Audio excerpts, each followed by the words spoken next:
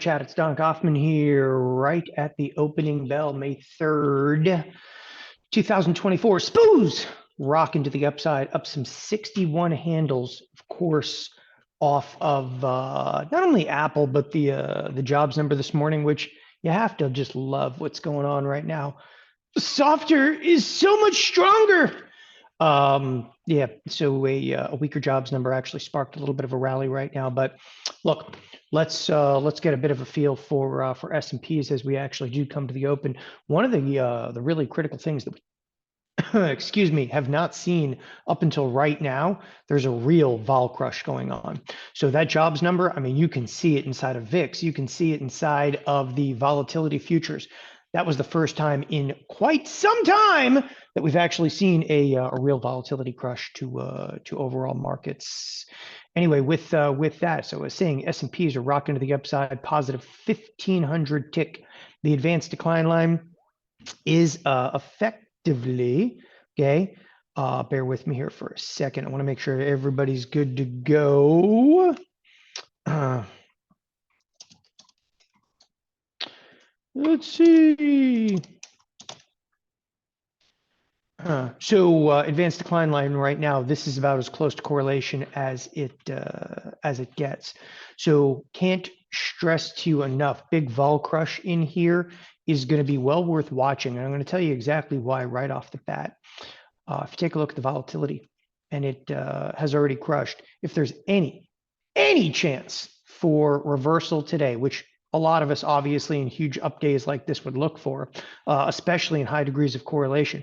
But if there's any chance for a reversal in that marketplace, you would have to see volatility uptick to some degree. It would wear it like a badge of honor. And that's something I haven't been able to say recently. Okay. All right. Make sure that we're good to go.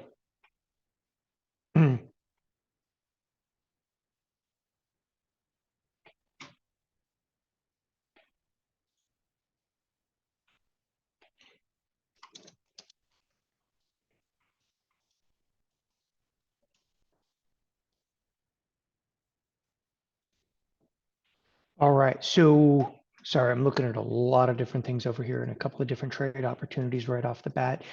I don't know if we're going to get time to do this. And this is actually the ironic thing over here is I do want to set up an intraday trade, but it's not going to be there right now. All that's really driving the market at present time, it's really interesting to see stuff like Walmart down. That's actually what was catching my attention off the side of the screen. I've actually got a buddy of mine who was talking about a couple of different products right now that we're both surprised that are off. Walmart actually down on the day. It's the jobs number. Literally, the jobs number is actually sparking some pretty funky order flow. Like right now, you're thinking, oh, it's the Goldilocks scenario, and Goldilocks basically, bad is good, good is bad. I'll get back to that later. But looking at the S&Ps over here, largely destabilized right into the cash open. This doesn't look like the low volatility situation that we're presently in, like vol crushed. But those S&Ps got sketchy right off the bat. We'll see if they pull in a little bit more. It's also very, very notable that the expected move from last night, this expected move has been exceeded. The expected move in the SPX is about $43, and we're on a $55 move. Moreover, just to give you a feel, because people get really frustrated. We're bid back. We are basically on the week just north of where we started the week. So if you look at the week, we started literally at 5,100. We're at 5,118. For the most part, you could actually call the entire trading week right now unchanged. And again, we've seen extraordinary volatility earlier this week in a multitude of trading sessions. Today, it's to the upside. Obviously, volatility has crushed, but I'll tell you, it's tentative at best. I'm looking for, okay, some degree of a setup in here on an intraday basis. And we just didn't get one at the bell. The sell side activity, okay, was already there. You can't short into a hole, nor do I want to. And I want to make something clear. I don't necessarily think we're going to have a wild reversal right here, right now, but just take a look around some of the usual suspects. The advanced decline line's falling apart. You can see it on the screen. Apple is actually carrying a significant amount of the gain in here. NVIDIA actually has quite the bid, but they're all slipping right now. And again, the question is, where would you come in? And I don't have an answer for that. Also, the energy sector is getting pummeled out of the gate this morning as we start to pull back on the S&Ps. You know, in a trading session like this, given the fact that we've seen so much volatility earlier in the week, okay, look, volatility doesn't just dissipate overnight, but a crush of the VIX and a crush of the vol futures should dampen down the ability for markets to reverse over here. I think that it's really difficult to have a quick and easy reversal here. And I do want to make that kind of clear, where I'm not necessarily looking for markets just to sail off into the sunset this morning. But there are a number of key and marquee products, again, like Google, that have reversed quite substantially in early trade. Meanwhile, NVIDIA is still coming on relatively strong. And I've reiterated time and again, that is going to be, you know, the product to watch. The other aspect, of course, is going to be the bond market. So the bonds rallied a bit. They poked their head up a bit. If you take a look at TLT, I have to tell you, this could be a good opportunity, and I'm not going to rush into the trade this morning, but it could be a good opportunity for a bearish in-out spread expressly inside of TLT. And I'm looking at expected moves over here, and I just knew off the top of my head that this would be outside the expected move. And you know, one crack of expected move doesn't necessarily do it for me inside of TLT. This is a product that's been just hammered upon lately. So I may have to be a little bit patient in looking for that TLT trade. I was also looking for a trade in XLV earlier this week, a bearish trade in XLV. That might be there too. I mean, XLV just really can't get off the mat. This is the best bid it's had. But we're going to have to play. And again, we're going to have to see exactly, okay, how this thing, if the volatility stays down today is really the question. Okay, and it doesn't look like it right now. So markets just sailing off into the sunset and contracting over here, it's plausible. I mean, look, you can already see the S&Ps have come in a little bit without much of an uptick here, but this is going to be largely tech that's holding this together.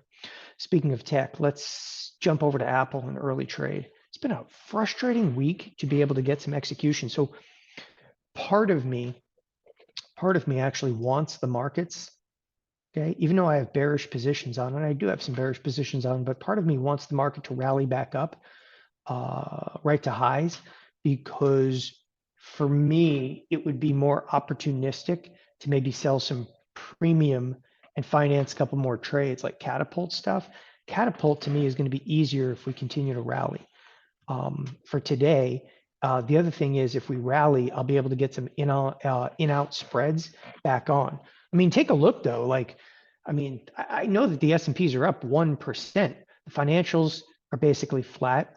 The energy sector has actually come in. It's bouncing a little bit right now. Google is actually down. There's not much holding us together. I mean, it's very evident that Apple is, you know, critical, of course, in the rally, but to what extent? Apple is good for about 15 to 20 points of the S&P rally. Just today might be a little bit more right now, because Apple bid up a little bit more in the pre-market off that jobs number as well, but it's starting to fade.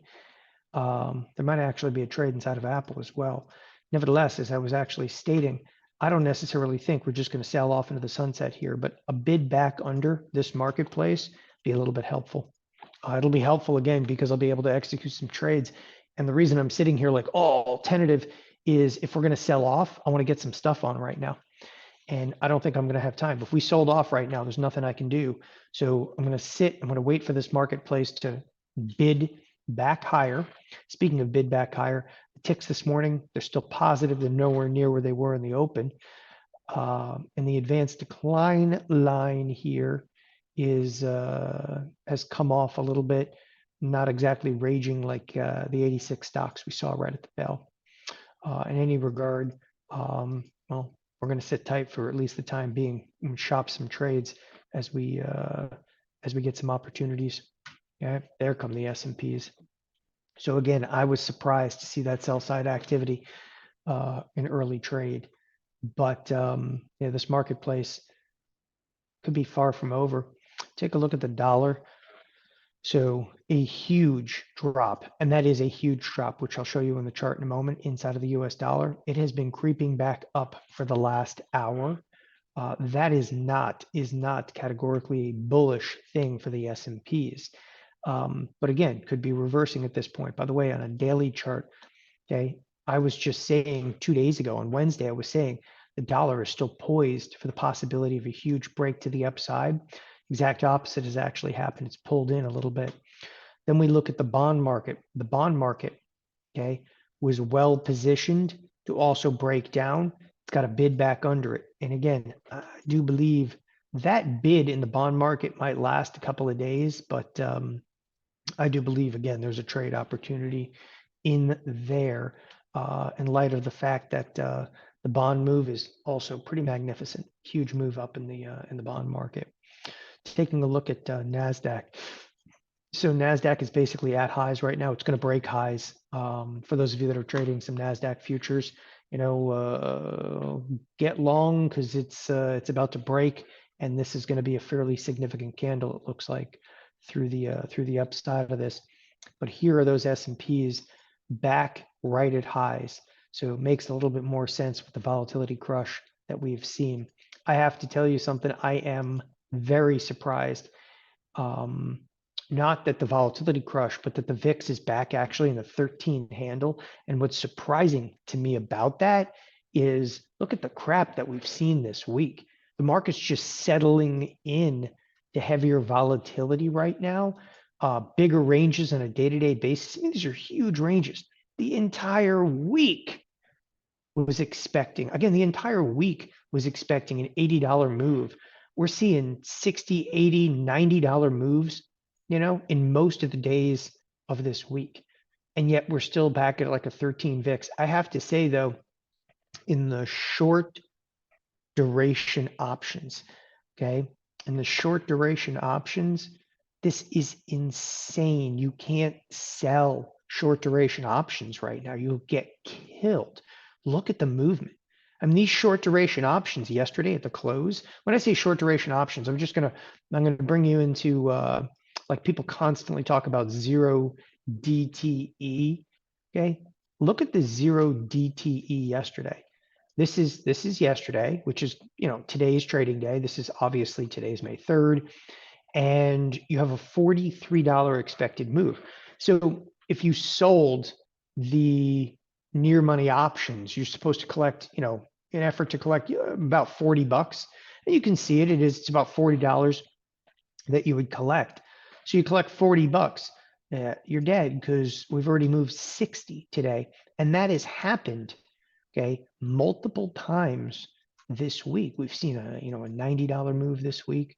All right, on Tuesday, we saw an absolutely magnificent move, obviously on Wednesday off the Fed, and here on Jobs Day, people, we just came off yesterday, the lower edge of the expected move, rallied back up yesterday. Now we're actually higher on the week, but again, let's not completely get ahead of ourselves because we're higher on the week, but minimally so.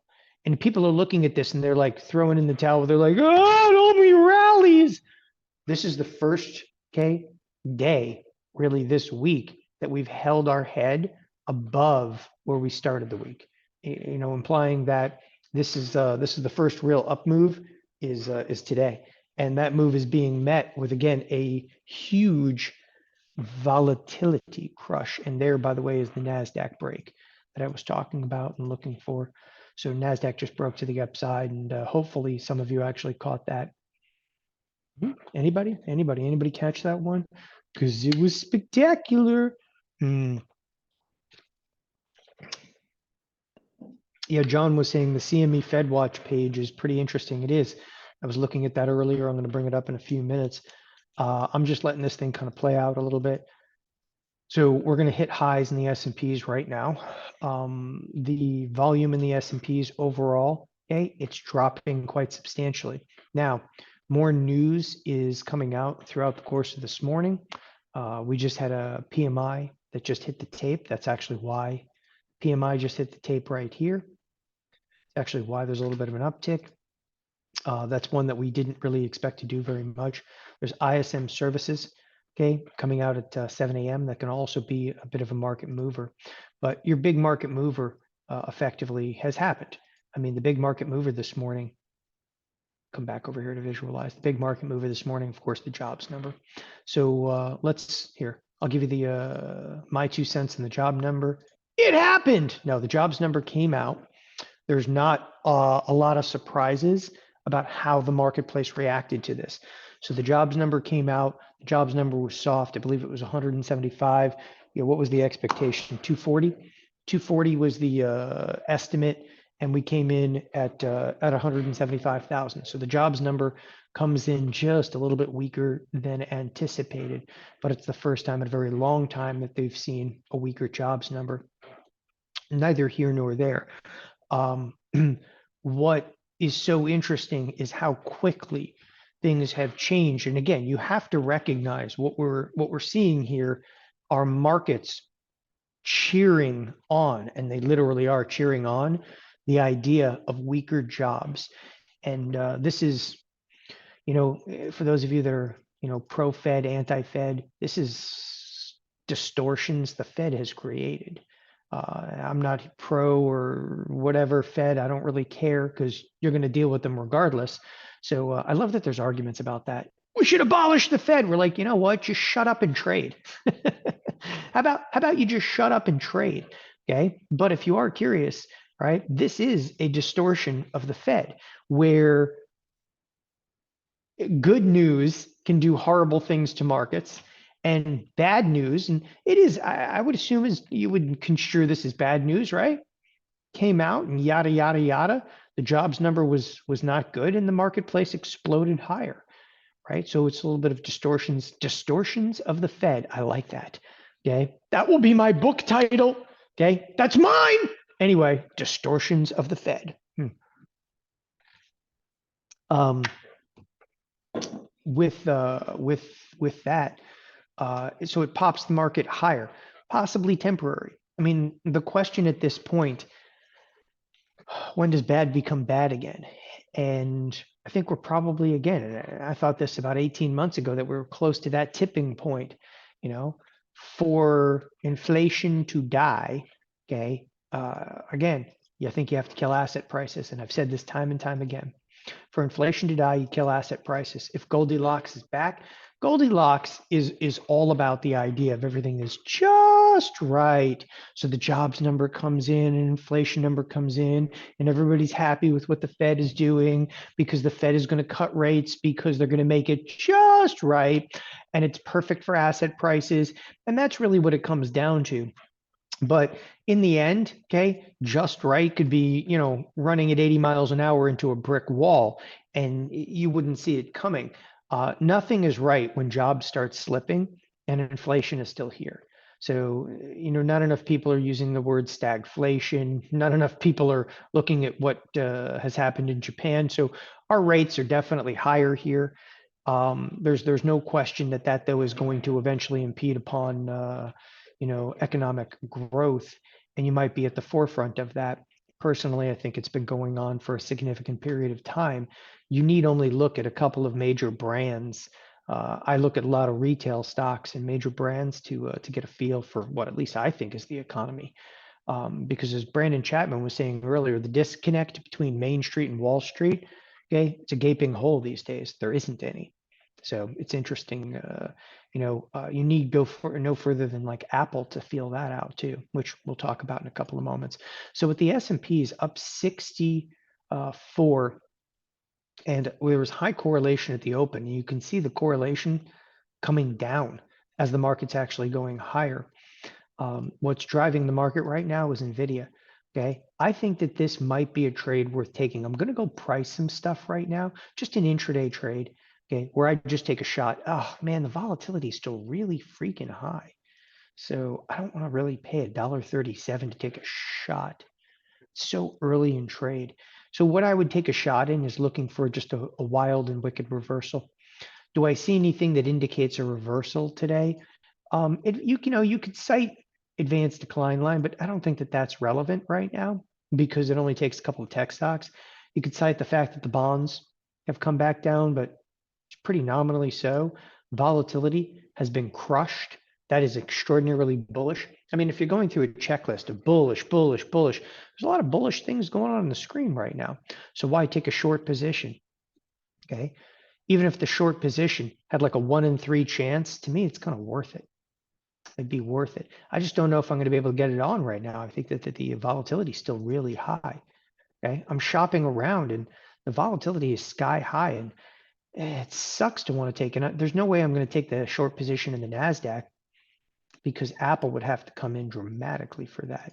It's the S&Ps that I'm shopping in, and S&P is specifically spiders, but it's spiders that I'm shopping in. But I'll be honest, I just don't like the idea of paying $1.40 plus to take a short position over here. I may still do it though in a couple of moments. Again, ticks this morning are still strong. The only thing I would cite in here right now is risk reward. So when I say I'm citing risk reward to give you guys a feel on an intraday basis, okay, whether I take the trade or not, we'll see. But on an intraday basis, to point out what I'm looking for and what I'm looking at, okay, you have an option that's trading, and I'm just bringing up a little right on board over here. You have an option that's trading basically for, and I'm just going to put it in here, $1.40. Okay, so you have an option trading for $1.40 right there. Okay, which is now $1.30, but neither here nor there. It's really close to a 50 delta, so it's going to give you a lot of bang for your buck. It's a cheap way, right? If the marketplace stays flat or goes even $1 higher, your option will basically fade to zero by the end of the day. Okay. But if the market reverses, when I say reverses, like, full-fledged like reversal, there's still a $3 expected move. So if we reversed by $1, $2, $3, and the market actually sold off by $3, that still leaves the S&Ps up 30. But just to give you a quick idea, your option is worth, let's say, $2.30. So your $1.40 becomes $2.30. What are you actually making in there? Less than like $1. The risk reward in here is not stellar right now. It is not stellar. Okay. It would change my feeling if this got crushed down a little bit as the marketplace went higher. So to me, it's just not there right now from a risk reward scenario. That's all I'm looking at is I'm looking at expected move, what I pay for the option, and the idea that we move 1, 2, well, I should say this is only 50-cent strikes, but the idea we move, 1, 2, maybe $3 in my favor. I don't love the risk reward. Even if we were to reverse by like $4 right now, I don't love it. And this volatility needs to come in just a little bit more. Okay. It's interesting, but I'll sit and I'll wait because even passing through another 10, 15 minutes, something tells me ISM may move this marketplace a little bit. And the reason I'm saying that is something is keeping volatility still packed into these S&Ps.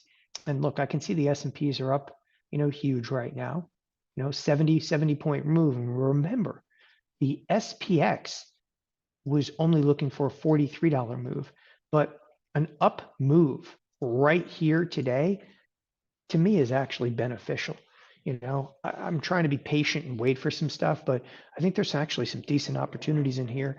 It is shocking, though, to see some marquee stocks coming in, which is selling, even in the midst of this. I mean, it's big move to the upside. I would assume that the advanced decline line would have just been stellar in here. The advanced decline line, like if you looked at the S&P's up 70, you would just assume that the advanced decline line would be pegged, 90 products on one side of the marketplace, but it's not. I'm also really surprised that Google is off today. The energy sector has come back. And this thing looks like it's going to roll back over, and the financials that were just taken out of the equation. There's nothing today that's really driving this marketplace. Okay, but Apple, Microsoft, okay, a little bit of Nvidia, some Meta. That's it. I mean, that's your marketplace today. And yes, Apple, okay, is one of the largest market caps. And yes, it's up by 7%, and it's outside of its expected move. Okay, this also kind of calls into question the latter portion of the day. So if there's one aspect that I think that's worth paying attention to, it's this. Apple had about a $7 expected move. I mean, to me, this is actually one of the big drivers today of the market. So it's a $7 expected move. Okay, and there's billions being traded. Like, look at the volume yesterday. This is yesterday.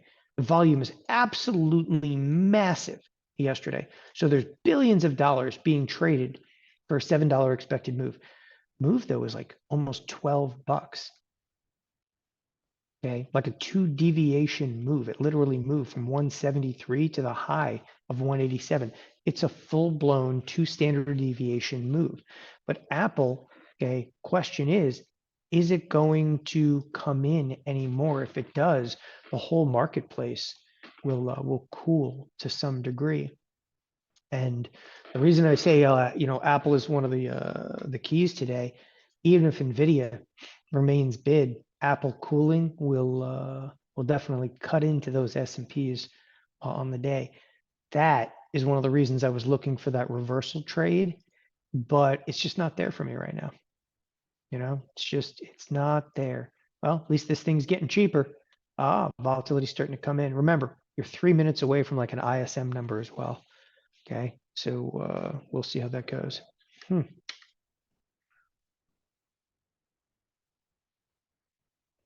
Somebody was saying, how about the May 6th SPY 50 Delta put? So yeah, but what do you know about May 6th? You don't know anything. Why would you do that? Why would you ever hold over a weekend? That's just a roll of the dice. Like, it's a complete gamble.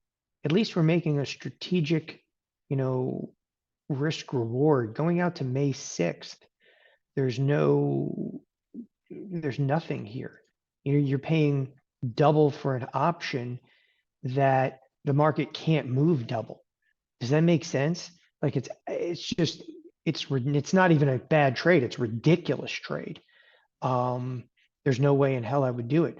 You want that short duration because the shorter duration carries more gamma. It's all or none, period. You have to look at this as you're buying a lottery ticket for $1. And if we reverse, that thing comes in huge. I mean, there's a chance you could pay $1 right now. We could reverse by $6. See the marketplace flat. And that's a trade that I very well may take. I'm letting this ISM number just come out. The volatility starting to come down. But yeah, there's absolutely no consideration for a trade. Like, think about this. Is there really, right now, double the chance of a reversal by May? I'm not trading, okay? I'm not trading and buying something for $1, okay, because I think we're going to reverse. I'm trading something for $1 here, okay, because I know if we do reverse, that the risk reward is phenomenal. That's a huge misconception of my trading style. He's getting bearish again. No, I'm not. I'm buying a put over here because if we did reverse in the day, I mean, you could make $5, $6, $7. Okay, these are the perfect setups to do it. So the ISM is going to come out, and I'm probably going to fill this. It's whatever. We'll see what happens. Maybe the ISM pushes up a little bit more, but that it's such an important concept though over there, right? That we do that. All right, we're letting this number come out, and then we'll look to. There you go. See, we just jumped on it. Here comes their volatility is going to get crushed now. So that is exactly why I didn't step in front of that announcement. Okay. Yeah, that one hit pretty good, didn't it? Sweet. All week long, I've been saying to you guys, just, I don't care if you know what the numbers are. I don't know what the ISM numbers are. Okay. It's the ISM number. Everybody knows what it is. Okay. I don't mean I don't know what it is. I mean, I don't care what the number is. By the time you can even read the number, which I have it on the other screen, but look, S&Ps have completely reversed. Maybe I should have traded it before. Okay. You realize we just had a 20-point reversal in a couple of seconds. Okay. Doesn't look like much, but damn, that was a big move. Okay. Look at the Nasdaq in the last couple of seconds. All right. Traded 1850 to 970. Okay. My, what a large candle you have. Okay. This is, things are getting a little crazy. I don't think we're just going to sell off though. Volatility even felt that one. Ooh, I think it moved. Okay. That's the sign, right? Anyway, big moves in bond markets, everything. That really, that stirred things up a little bit. All right. We'll leave that one alone. It's not just gonna die that easily. Again, you have Apple to contend with, which is slipping in the backdrop of this. You have Nvidia to like defend a little bit. So don't think for a second, today it's not about high correlation. Today, and again, this is sketchy right now. I'm gonna be pissed at myself if I didn't actually execute that, but oh well. Today, it's not about high correlation. Today, it's about individual tech stocks. Look at the move in Google in the last couple of seconds. If you're not catching that, that's big enough to actually sour the Nasdaq now. Okay, can't forget about like Google. Its market cap is caught up a lot. Everything else fell, so Google is neck and neck with Nvidia, which is a hair behind some of the other big ones. Well, Amazon is right there too. So Amazon, Google, okay. Meta's a peon, $1.1 trillion. Okay. But yeah, just give you a quick feel for that. It's that is real, that's some real volatility that's playing out right now. Okay. By the way, Sam was saying SPX put volumes are 20% higher than calls.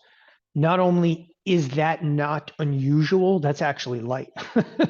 So not to put you off a little bit on there, but yeah, if you look at like SPX put volumes, these put volumes, okay, are very often double. In fact, if you look at the put sizzle and the call sizzle, the put sizzle is light versus the call sizzle, which implies that actually not a lot of puts are trading. The calls are actually trading in quite some numbers. Moreover, though, a lot of trade today, they use a spider. So traders use spider, and it's extraordinarily normal. Extraordinarily normal for this time. So that ISM number really rocked this marketplace. And again, the frustration is here, like I want to execute, just let it play. This is volatility still. There's no question about it. Today, though, is interesting because earlier in the week, we saw higher degrees of correlation. This is all fractured and broken apart. It's a free-for-all right now. And you could be in a very serious situation in a matter of seconds here. We just saw the S&Ps up 70. Now they're only up 50. So they're on the ropes right now, but not necessarily coming in too hard just yet. Interesting. Okay.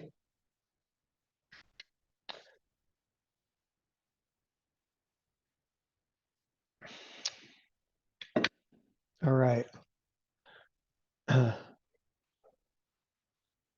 Sam was saying, I was talking to a trader at my job about the OCC volume report. He said they double the volume count. So in volume, it's not double the volume count. For every trade, it's always been one buyer, one seller. It's not double the volume count. That has always been for every trade that you do, there's one buyer, one seller. That's always been like that. They haven't changed that since the 1970s. S&Ps are coming in. If this is a reversal, the volume is absolutely massive out there. If this is a reversal, there's nothing you can do about it. You got to let fly. Okay. Look, there's no time to get positions off in this, so don't feel too frustrated. I mean, you can get an intraday position off, but trying to go out there and I wanted to put a bearish position on here. The day is not over. The day is far from over. I'm not convinced we're going to reverse over here, but I've kind of stated what I'm shopping for right now. And what I am shopping for is just a multitude of different positions in a handful of different products. Finally, it's time, I think, again, to try to short Wells. Okay, this one's got to come in a lot. There's a lot of opportunities on the screen. I closed the XLF profitably yesterday, a bearish XLF position profitably yesterday, but stuff has to come in a bit more on a few different products. Again, I really like some of the financials here. Look at stuff like Goldman Sachs. If you're looking for the absolutely perfect and quintessential setup for a bearish trade, as it applies, of course, to in-out spreads. And I want to make that very clear for in-out spreads. In the original in-out spread class, we did like tons of homework about a particular setup, and the particular setup had to do with expected move. Okay. And it was two breaches outside of expected move, two consecutive breaches outside expected move, and that the product would actually come in. In this case, this is a breach, but it's an earnings, like the earnings are heavily related to the breach of expected move. Okay, right here, and right here being on 415. So I'm actually excluding this week. This is a breach to the upside, a breach to the upside, and Goldman Sachs is an opportunistic candidate, in my opinion. However, there is a big however. If we start going out a little bit, it has to be, you have to trade $5 wide strike increments, which is it's not fair for some people, but it's not, because it's a bigger trade, right? It's just not easy to trade that. And I also am looking at pricing right now, and I'm not like, look at this, market's 845 at 935. That's just not doable. Okay. The number of contracts trading in here is decent. Just the markets in here are not favorable right now. 240 for this spread, because we're trading at, the 440 strike. So I'm trying to wrap the trade around, but the 440, 435, okay. I mean, this thing it's right where it needs to be. In my opinion, this thing should probably go for closer to 230. Okay? In my opinion, this trade for sure should be closer to 230. And if I can get the Goldman Sachs trade for 230, then and only then may I send it out. But Goldman has been actually ripping to the upside. And what's interesting about that is Goldman's ripping to the upside in a marketplace that's falling. Now, I could probably make a similar argument, but Wells Fargo is actually flattened out a little bit. I looked at Morgan Stanley. I'm just shopping around. I'm just showing you a couple of the financials. Okay, financials are kind of, for me, like where it's at right now. I've spent a lot of time. Okay, and Goldman is the odd product out. In light of that, I'll route here, and I am routing 28 days out. There's more liquidity. I can tell there's more liquidity in here. And even though you're looking at open interest, you're like, oh, it's totally dead. The open interest is not dead, as the options have been around for longer. So we'll be okay in there, but a 230 fill is not plausible where the market's currently trading. So I'm 230 bid in a market that's 240, 247, 250 even. That seems pretty crazy, but I'll leave the trade out there to see if I can execute. That's one where, look, there's no reason to rush to place this. Okay, I'm going to go in here and I'm going to copy my trade and I'll post it into the chat room. But as I do post it in the chat room, okay, I'm going to put a little statement in here. Okay, this is an in spread I am working. Okay, I will not pay more than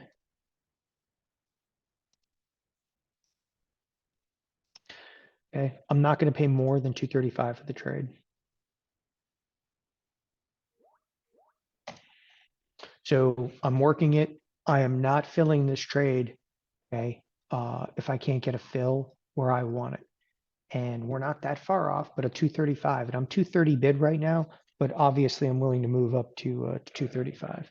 So we'll see how this one plays out in a few minutes. Everybody kind of comfortable with that? So I like to look. You guys can work the trade right alongside me, and if we fill, we fill. Don't put in 235 yet. I'll let you know if I fill at 235. I'll let you know, not only because if I'm live or not, I'll text out the trade, we'll email it out, whatever it may be. We will get that trade out to you. I'll post it in the chat room again as well. I apologize. I'm losing a contact over here. All right. So the financials have actually gone flat on the trading session. Like, again, this is a trading session where you got to go, whoa, time out for a second. What the hell is holding this market together? There's no financials. There's no energy sector. They're a moot point. They're totally flat. Google is actually seeing sell side activity, big sell side activity. Look at the reversal inside of there, right? That's definitely happening. What else you got that's kind of holding us together? Oh, some Apple. Well, Apple's actually slipping off the highs. It's actually moderated that. Okay. This is tech, more tech. Even stuff like Caterpillar, which Caterpillar came back on pretty strong today, has faded a little bit. Costco is at the upper edge of the range. I would actually short Costco, but the earnings are too close, so I'm done with that one. Believe me when I say, like, I am shopping crap right now. Okay, there's just nothing is holding this marketplace up. Like gold, by the way, Goldman, if you're thinking Goldman's holding it up. Goldman's a $142 billion market cap. Okay, you want some fries with that? There's nothing. There's nothing holding this marketplace up. Except like Nvidia again. And that's why I said yesterday that Nvidia is going to be the linchpin on Wednesday night's video. I was talking about it again. Wednesday night, there's all this volatility going on in the marketplace. And I'm like, still hasn't broken. Okay. So would I do a bearish trade in Nvidia?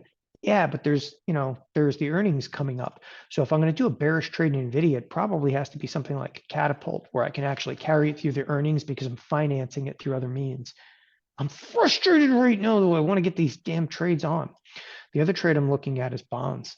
Bonds, though, have already slipped back. Like you can do whatever you want, but you can't really go out there and try to buy a put spread when we're slipping down, because everybody sees like, hey, he's trying to buy a put spread and we're slipping down. And we're not doing 1 or 2 contracts. We're not doing 5 contracts. We're going to do 5,000 contracts. They're going to see us from a mile away. Okay. I mean, this is like, you don't exactly need like the Hubble telescope to see us coming when we're doing 5,000 freaking contracts.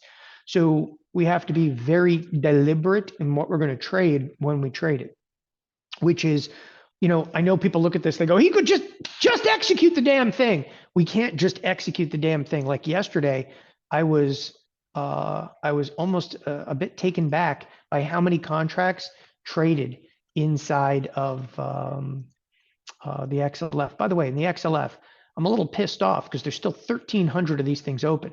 Come on, people, get out. What are you waiting for? Okay, they didn't get out. They had all damn day to get out, and they didn't get out. I closed the trade yesterday. Look, if I create a duplicate order, I just want to show you something. Okay, look, I filled at 133. I filled at 134. I filled at 134. You could fill right now at 126, but the market's coming in. Just get out of it already. Okay, don't screw around. I wanted to get out of it yesterday too, because I knew that there was a jobs number coming out. Speaking of which, so the marketplace has reversed by just about 25 handles right now.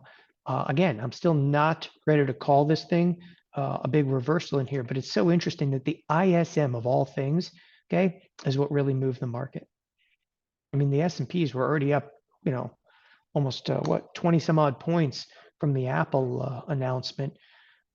There's still some slippage out there. The contract size, though, in these S&Ps, am I wrong to say this is absolutely huge? We're averaging 9,000 contracts a minute since ISM came out. Now, doesn't matter what you think. Here's something that you need to know. This kind of contract size doesn't matter what you think. Doesn't matter. This is a fire hose wide open. This is indicative of some of the most extreme contract size that first of all, it is the most extreme contract size that we've seen recently. Even with the Fed announcement, there was big contract size, but this contract size is actually in some respects bigger than we saw directly after the Fed announcement. Okay. And you're like, oh, how do you remember that? It was just earlier this week. How do you not remember it? Just go back like 3 days over here just to show you really quick. All right. So I'm going back into a trading session over here. So here's the contract size from FOMC. Okay. Look. There's a few minutes here that we did like 13,000 contracts, and then it just dropped down immediately. Okay. Everything kind of drops down, simmers down to about 6,000, 7,000 contracts. Look at the contract size right now. We're huge. We're huge. Maybe it dies down. Okay, but it needs to die down or this marketplace is going to get all kinds of squirrely on us in a hurry. So Don's getting frustrated. I mean, look, either we need to rally and get this done, or let's get it over with and see some sell side. But I'm kind of getting sick of 51.11. So 51.11. So we're all clear. Basically, the market's unchanged on the week right now. So before everybody gets all hopped up that we're having a huge rally, yes, we've had a huge rally right back to where we started the week. Golf clap. Speaking of huge rally, let's go to the QQQ because the QQQ. All right, you got me here. The Qs are up on the week. They are, but not by much. Okay, and the Qs should be up on the week given the fact that Apple. So let's talk about Apple for a second. Everybody obviously sees Apple's earnings have come out. Yay! Okay, Apple did have an impact on the marketplace, more so than we would have thought. Why? Because it exceeded its expected move. Its expected move was $7. It right now is moving $11, but it's slipping a little bit.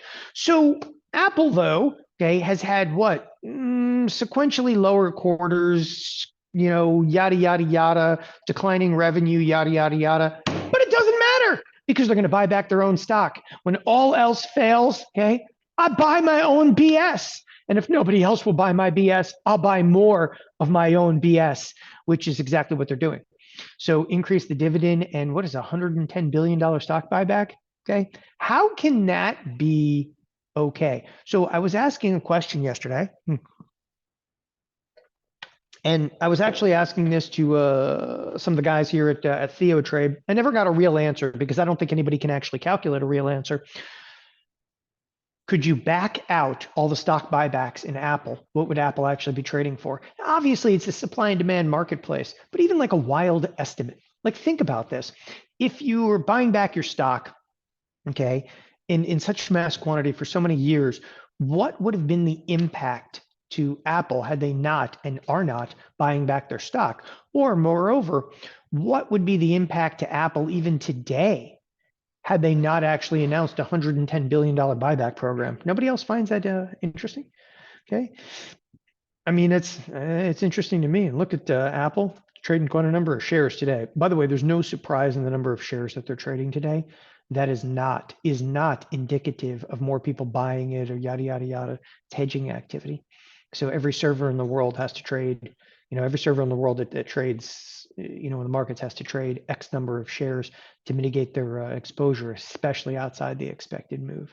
So it's already basically doing its daily volume, and we're not even an hour into the trading day. That is not an unusual occurrence. If you look at some previous earnings announcements, nothing that's going on in Apple is like really unusual other than a cracked expected move. Here's a day after earnings. Okay, that's more like it. Again, after earnings, it typically trades an enormous amount of shares. Here's even 115 million shares trading on a day. So again, the number of option contracts trading through here is also pretty awesome. 1.2 million at this point in the day is heavy. I mean, you're comparing it now to spiders. Well, not spiders, but look at this, spiders 2.5 million. There's a lot of activity in spiders in early trade. So here we are. The S&Ps are up 48. Okay, I did not catch any degree of a reversal, but frankly, it just the opportunity wasn't there. I was teed up to actually buy some puts over here. We've slipped a little bit, but again, I don't feel like I've missed much of an opportunity in here. I looked back at the pricing again just a moment ago, and the volatility remains. Okay, this is actually kind of freaks me out. By the way, the option we were looking at are these 511s. Oh, it could have been somebody. I could have owned them for $1.30, $1.40. Now they're $2.30, but that's exactly what we said they were going to be worth. That's literally in the example I just did. You paid $1.40, you were worth $2.40. That crap wasn't worth it. Look, there's actually something really weird going on. The volatility has it went down to 27 for just a brief moment. Now it's back up to 29. Volatility remains. Moreover, if you're missing this, you're missing the whole market today. The volatility futures are creeping back up. Now that's indicative of a little bit more of a bearish move. Again, I placed an in-out spread. I routed an order, I should say, in Goldman Sachs. It's not going to fill right now. It is what it is. Okay, it's not going to fill, not just yet. I see people starting to fill this. There's no way you're filling at good prices. So with all due respect, those are not good fills. Okay. Yeah, I'm not taking this trade for 250 or 245 or even 240. I will pay no more than $2.35. Okay. So again, you sit tight in that one. Okay. TD actually did trade it. TD traded it for $1.20. Okay. It's okay. That's okay. This is good. Huh. Somebody was saying, not sure why so many are still bearish. Okay. Why so many are still bearish? Look, we're not even up on the week, right? Let's quantify. Are we even up on the week? The answer is absolutely not. Why are so many still bearish? We're not bearish. We're in the middle of volatility right now. Okay. You're at a huge crossroads and we're really close to, we haven't seen a real, like what I would call volatility rupture where the VIX actually takes off to the upside.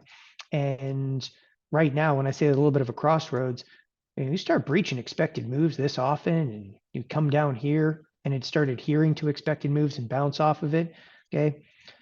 You have to, in this business, you got to stop eventually with being bullish or bearish. You got to stop that crap.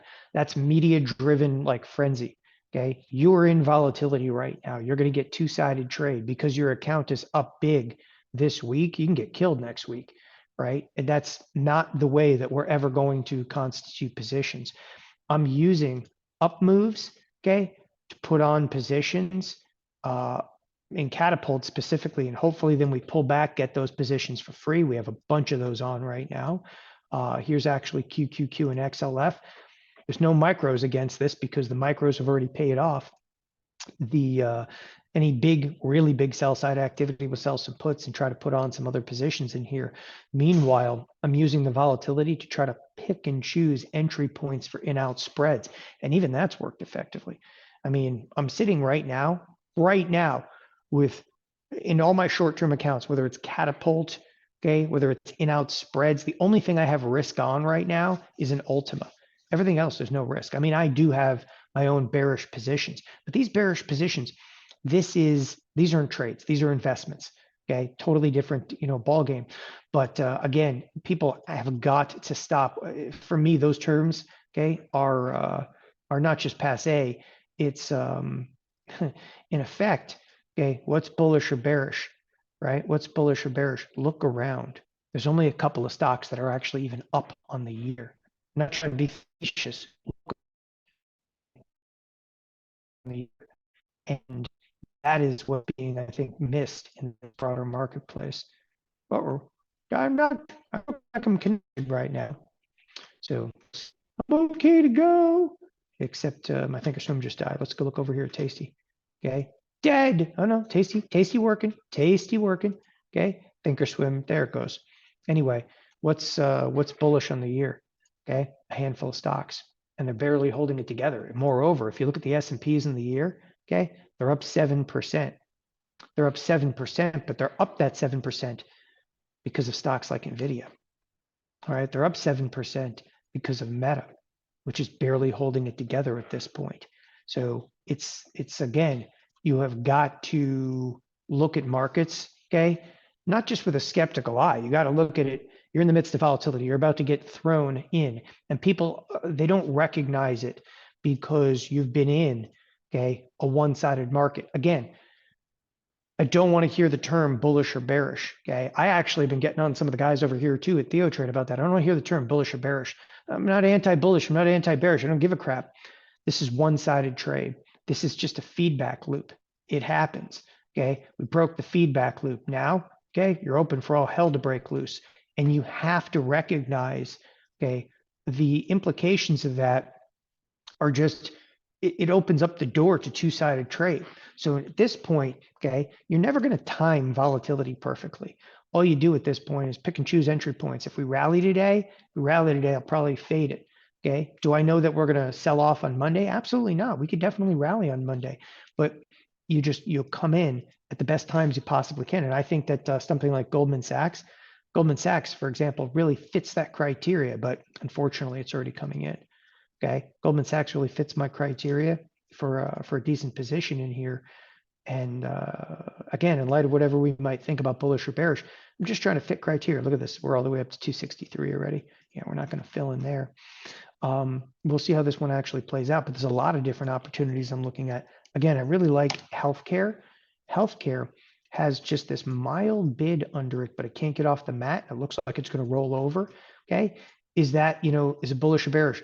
I'm placing a bearish trade because the bearish trades are cheaper relative to implied volatility skew. Okay. But I'm not placing the bearish trade for any other reason than the skew makes it a lot cheaper. Can I place a bullish trade? I could place a bullish trade, but bullish trades would be better served, okay, in the midst of, okay,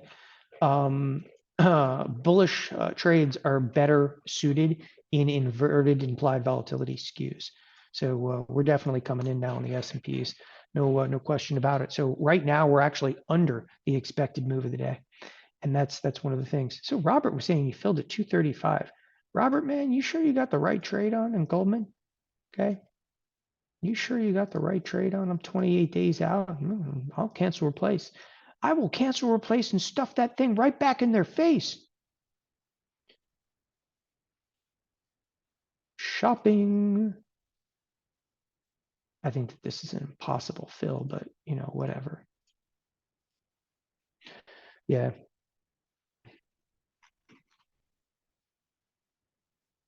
I'll tell you what, if this is a reversal, it's one of the slowest, most methodical reversals that I've ever seen.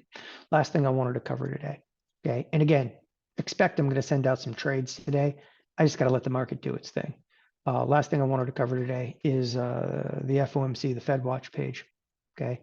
The Fed Watch page is just all kinds of chaos in here today. So what you're looking at right now is June rate cut. Okay, the June rate cut. This basically was trading at almost 100% the other day. It was like 99%. Let me say this gracefully. The morons that be are all of a sudden pricing in rate cuts again because of one jobs number that came in a little bit soft. Take a look at July. July now only has a 62% chance of actually leaving rates unchanged. But just hold on. Go to September. They're now pricing in a rate cut again. You realize we were only pricing in one rate cut even yesterday. And that rate cut wasn't coming until like December. Now they're actually pricing in a multitude of rate cuts again. Okay. The marketplace all of a sudden went from, we're doing great. We're going to collapse. That's it. It has been chaotic in here. And by January, they're pricing in again a multitude of rate cuts. So the highest probability, even by January, is right here. Right here is 475, 550. That is basically, if you look at 555, this is 2 rate cuts priced in now between now and January. I mean, the markets, they're getting skittish again. They're really getting skittish again. The question at this point, though, is if bad news will become bad again for markets. And that's going to be a really big deal in incoming trade. So I will, for the most part, leave it at that. Again, all I want to do right now is shop for a couple of trades. Okay, I think that there's going to be some decent opportunities coming up, but the market right now, we're kind of stuck between a rock and a hard place. I can't stress this enough. I'm not convinced we're just going to see sell side activity today. In fact, the last 2 minutes may prove me right. I'm not convinced we're going to see sell side activity today. I'm just going to let this marketplace kind of open up a little bit as the day kind of wears on. If we rally a little bit more, I'm going to take advantage of it. I'm actually going to execute some positions. If we sell off towards the lower edge of the expected move again, we'll take advantage of that. But look where we are. Okay, we're literally right back where the week started. And I already had positions on there. Had them on, took them off. Okay, we're right back to where this line is where the week started. Okay, for the most part, we're massively unchanged on the week. So I don't want to continue to allocate in a place that, well, I've already allocated. The interesting stocks today, of course, is NVIDIA. It's Apple. Apple doesn't look like it's going to fade much more than it did, which I'm surprised about. Microsoft is all kinds of bid up. It's up some 2% along with NVIDIA. And that's your marketplace. Throw a side order of Meta in there, and that's your marketplace today. So I am going to bring on the professor. Jeff Bierman's going to be coming on here in just a moment. He's going to be talking about getting institutionalized, mutual fund statistical bonanza part 3. So stay tuned. Again, I'm less than enthusiastic about the marketplace today. Okay. Look, if we're going to go up, let's just do it. Let's just rip it off like a Band-Aid and go up 70 handles. And if we're going to see some sell side activity, the same is true.